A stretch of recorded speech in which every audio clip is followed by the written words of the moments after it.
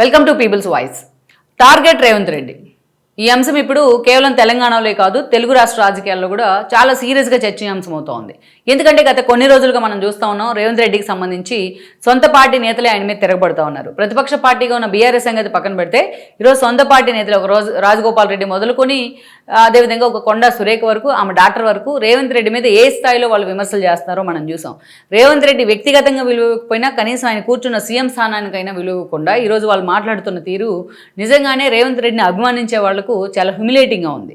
అయితే ఈ total episode వెనుక చాలా రోజులుగా జరుగుతున్న ప్రచారం ఏంటంటే, ఒక 10 రోజులుగా కేసీఆర్ అండ్ కేటీఆర్ ఉన్నారు అనేది, బీఆర్ఎస్ కావాలనే జగన్మోహన్ రెడ్డి అనుచరుల్ని రేవంత్ రెడ్డి మీదకి పంపిస్తూ ఉంది అనేది గత కొన్ని రోజులుగా ప్రచారం జరుగుతోంది. దాన్ని ఎండార్స్ చేసే విధంగానే తెలంగాణలో రాజకీయ పరిణామాలు కూడా ఉన్నాయి, పర్టికులర్గా కాంగ్రెస్లో.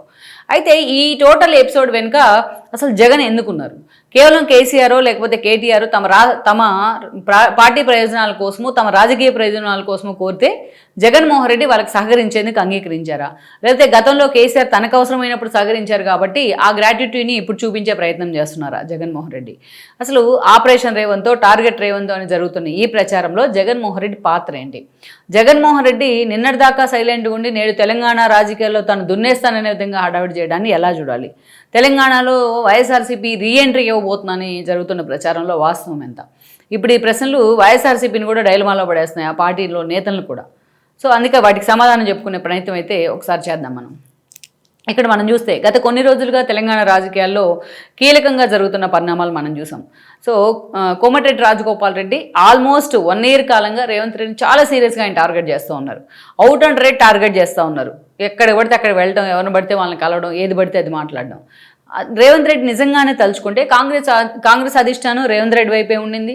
ఈవెన్ రేవంత్ రెడ్డికి కాంగ్రెస్ అధిష్టానానికి మధ్య గ్యాప్ వచ్చిందని కేటీఆర్ లాంటి వాళ్ళు ప్రచారం చేసినా, బట్ ఈరోజు మనం చూసాం, ఒక సుదర్శన్ రెడ్డి లాంటి వాళ్ళని తీసుకొచ్చి ఉపరాష్ట్రపతి అభ్యర్థిగా రేవంత్ రెడ్డి ముందు నిలబడితే మొత్తం ఇండియా కుటుంబంలో ఉన్న పార్టీలన్నీ దానికి మద్దతు తెలిపినాయి. అక్కడే తెలిసిపోయింది మనకు రేవంత్ రెడ్డికి రాహుల్ గాంధీకి మధ్య ఎంత స్ట్రాంగ్ బాండింగ్ ఉండింది అనేది.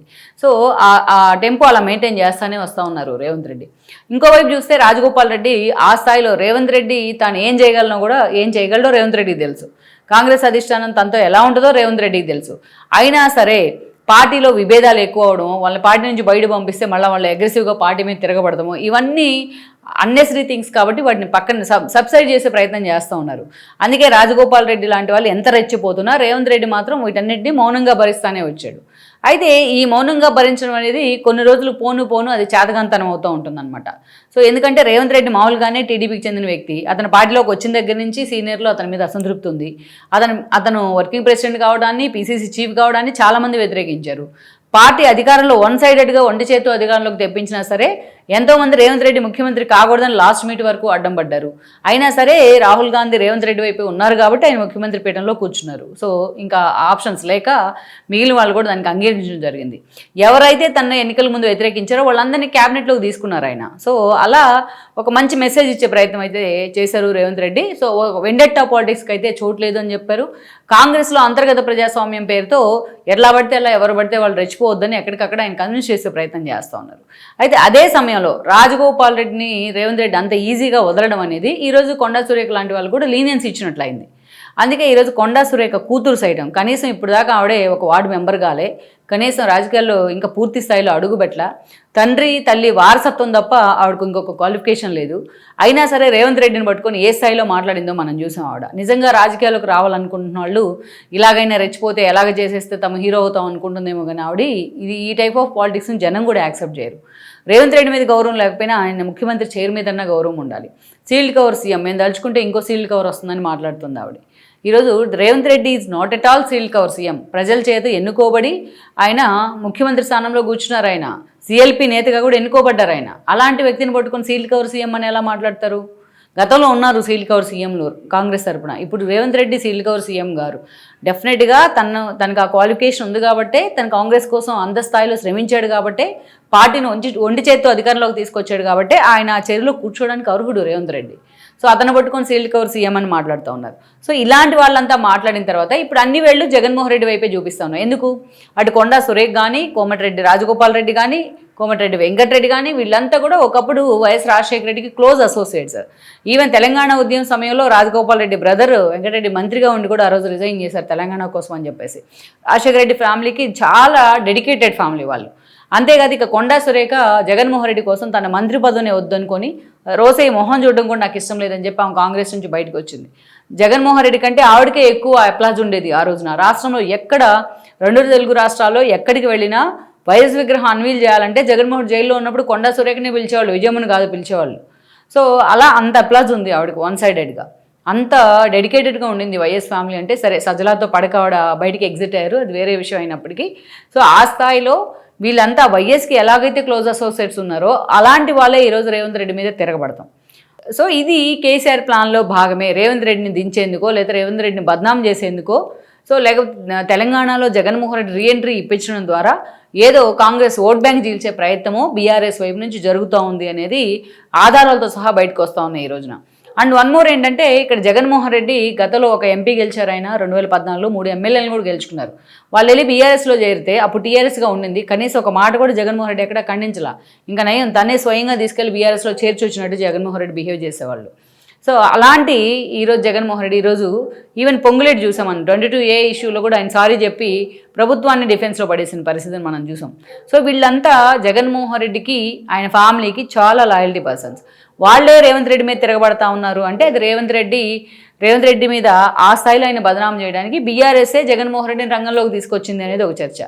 అందుకే ఆ స్థాయిలో తెలంగాణలో జగన్మోహన్ రెడ్డికి రెడ్ కార్పెట్ పడుతూ ఉంది. ఆయన నాంపల్లి స్టేషన్కి ఎందుకు వస్తారు? ఆయన మీద కేసు ఉంటే కదా, హీరింగ్ కదా వచ్చారు కోర్టు రమ్మంటే. ఆ టైంలో కూడా ఆయన బేగంపేట ఎయిర్పోర్ట్ నుంచి నాంపల్లి కోర్టు దాకా ఆ స్థాయిలో ఆయన మొత్తం ఎక్కడికక్కడ జనం మధ్య అష్టదిగ్బంధం అయిపోయినారు. జగన్ ఫ్లెక్సీలు, కేటీఆర్ ఫ్లెక్సీలు కలిపి పట్టుకున్నారు వాళ్ళంతా. ఆఖరి కోర్టు రూమ్లో కూడా జై జగన్ నినాదాలు. జడ్జి కూడా సీరియస్ అయిన పరిస్థితి. ఈవెన్ పెళ్లికి వెళ్తూ ఉంటే సిఎస్ఆర్ ఆంజనేయులు కొడుకు పెళ్లికి వెళ్తూ ఉంటే అక్కడ కూడా అదే నినాదాలు, అదే ఫ్లెక్సీలు. లోకల్ బాడీ సెలక్షన్స్ వస్తే కూడా బీఆర్ఎస్ శ్రేణులు జగన్మోహన్ రెడ్డి ఫోటోలు పట్టుకోవడం. ఇదంతా జరిగిన తర్వాత ఎవరికైనా అర్థమయ్యేది ఏంటంటే జగన్మోహన్ రెడ్డిని పూర్తి స్థాయిలో తెలంగాణలోకి రీఎంట్రీ ఇప్పించేందుకు బీఆర్ఎస్ సిద్ధమవుతుంది. రేవంత్ రెడ్డిని టార్గెట్ చేయించేందుకు జగన్మోహన్ రెడ్డిని ఒక పావులాగా వాళ్ళు ఉపయోగిస్తూ ఉన్నారు. అందుకోసం ఎంత దూరమైనా బీఆర్ఎస్ వెళ్తుంది అనేది ఈరోజు మనకు తేటతెల్లం అవుతుంది ఇలాంటి ఎగ్జాంపుల్స్తో. అదే సమయంలో జగన్మోహన్ రెడ్డి కూడా బీఆర్ఎస్ కోసం ఏదైనా చేస్తారు, ఆయన దేనికైనా సిద్ధపడే అవకాశం. ఎందుకంటే గతంలో రిటర్న్ గిఫ్ట్ పేరుతో జగన్మోహన్ రెడ్డిని అధికారంలోకి తీసుకురావడానికి కేసీఆర్ ఎంత కష్టపడ్డారో కూడా మనకు తెలుసు. తన క్యాబినెట్లో సగం క్యాబినెట్ని ఏపీలోనే పెట్టారు ఆయన ప్రచారం చేయడానికి చంద్రబాబు నాయుడుకి వ్యతిరేకంగా. సో ఆ గ్రాటిట్యూడ్ ఉంది కాబట్టి జగన్మోహన్ రెడ్డి కూడా అదే స్థాయిలో ఆ బాండింగ్ని కొనసాగిస్తూ ఉన్నారు. వాళ్ళిద్దరి మధ్య రాజకీయంగానో సత్సంబంధాలు ఉంటే ఎవరూ తప్పుపట్టరు. కానీ తమ శత్రువు ఏదైతే ఇద్దరు కామన్ శత్రువు అయ్యారు ఇద్దరికి ఇప్పుడు రేవంత్ రెడ్డి. చంద్రబాబు నాయుడు శిష్యుడిగానే రేవంత్ రెడ్డిని చూస్తారు జగన్మోహన్ రెడ్డి. అందుకే ఆయన ముఖ్యమంత్రి అయినప్పుడు కూడా కనీసం ఫోన్ చేసి విషెస్ చెప్పలేదు. ఈ విషయం రేవంత్ రెడ్డి మీడియా ముందు మాట్లాడారు ఇంటర్వ్యూస్లో. సో మొత్తానికైతే మాత్రం ఈరోజు జగన్మోహన్ రెడ్డి చాలా సీరియస్గా తెలంగాణ పాలిటిక్స్లో ఇన్వాల్వ్ అవుతున్నారు అనేది ఒక చర్చ. ఆల్రెడీ రీఎంట్రీ కూడా ఇవ్వబోతున్నారు. వీలైతే కొన్ని చోట్ల తన అభ్యర్థులను కూడా పెట్టబోతా ఉన్నారు. అవసరమైతే బీఆర్ఎస్ని తీసుకొచ్చైనా కొంతమంది అభ్యర్థులను పెట్టేందుకు కూడా ఆ ప్లాన్ అయితే జరుగుతూ ఉందనేది అయితే ఒక చర్చ. కొంతవరకైనా ఓట్ల చిలిక తెచ్చేందుకు. సో పరస్పర అవగాహనతోనే పూర్తి స్థాయి ఒక స్ట్రాంగ్ బాండింగ్తోనే ఈరోజు ఈ ఆలోచనతోనే బీఆర్ఎస్ అండ్ జగన్మోహన్ రెడ్డి ముందుకు వెళ్తున్నారు అనేది ఒక చర్చ. మరి లెట్స్ సీ, మరి రేవంత్ రెడ్డి ఇప్పుడు ఆయనకి తెలంగాణలో కాదు ఏపీలో కూడా కొత్త ప్రత్యర్థులు వచ్చారు.